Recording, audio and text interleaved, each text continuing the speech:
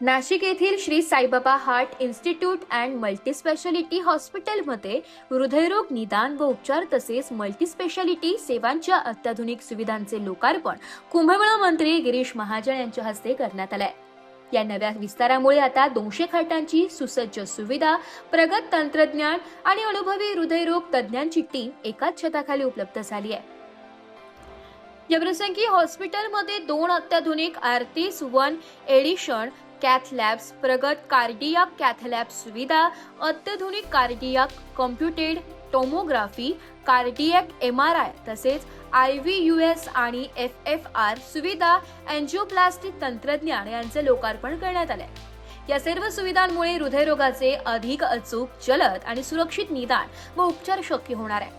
आंतरराष्ट्रीय दर्जाच्या तंत्रज्ञानामुळे उत्तर महाराष्ट्रातील रुग्णांना मोठ्या शहरांमध्ये जाण्याची गरज कमी होणार असून नाशिकमध्ये जागतिक दर्जाच्या आरोग्य सेवा उपलब्ध होणार आहे. हॉस्पिटलमध्ये आता 200 खाटांची मल्टीस्पेशालिटी रुग्णसेवा, अत्याधुनिक कार्डियाक युनिट्स आणि अनुभवी हृदयरोग तज्ज्ञांची सशक्त टीम कार्यरत असून हृदयरोगासह विविध आजारांवर एकाच ठिकाणी संपूर्ण उपचार सुविधा उपलब्ध झाली आहे. हॉस्पिटलचे संचालक डॉक्टर अनिरुद्ध धर्माधिकारी यांनी संस्थेच्या प्रगतीचा आढावा घेतलाय.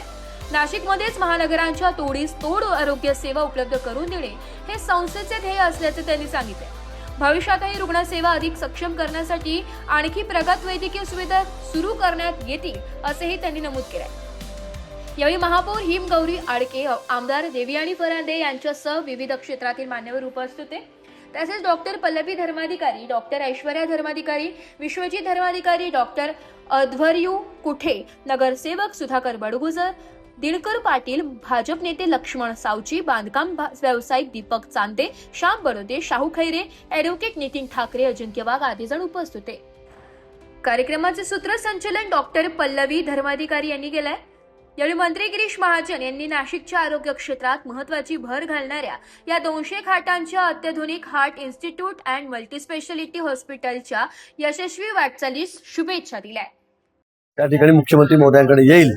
याला फार मुदतवाढ मिळणार नाही, फारच अडचण असेल, काही गोष्ट वेगळी 5-7-8 दिवस, पण मला असं वाटतं 7 दिवसाच्या आत सगळा हा अहवाल आम्ही या ठिकाणी चौकशी समितीचा मागू आणि त्याच्यावर निर्णय होईल. आणि त्यानंतर त्याचं आश्वासन दिल्यावर त्यांनी आपलं आंदोलन मागे घेतलेलं आहे. जरांगे पाटलांनी थेट सरकारला इशारा दिलाय, मी एखाद्यासाठी जीवही देऊ शकतो आणि जीवही घेऊ शकतो.